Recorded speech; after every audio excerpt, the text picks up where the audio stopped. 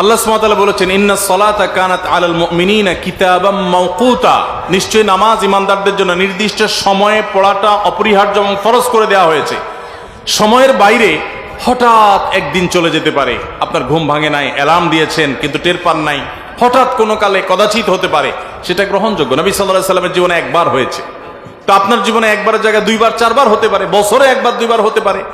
কিন্তু প্রতিদিন যদি ঠান্ডা মাথা এরকম হয়, বিশেষ করে শোয়ার সময় যদি আপনি নিয়ত করে অ্যালার্মটাই দেন সকাল 7টায় উঠবেন, সেক্ষেত্রে আপনার ঈমান নিয়ে সন্দেহ করার যথেষ্ট সুযোগ আছে। বিষয়টা অনেক সহজ না। একটা হলো আমি অ্যালার্ম দিলাম, উঠতে পারলাম না, চেষ্টা করলাম, অলসতার কারণে উঠতে পারলাম না, উঠার পর অপরাধ বোধ জাগলো, সেটা এক জিনিস। আর একটা হলো আপনি শোয়ার সময় নিয়ত করছেন 9টা বাজে উঠে নামাজ পড়বো, 7টা 8টা বাজে উঠে নামাজ পড়বো, তাহলে এটা শুধু কবিরা গুনাহ না, ওয়াক্ত মতে নামাজ পড়া যে ফরজ, ঠান্ডা মাথায় আপনি সেই ফরজটা তরক করলেন।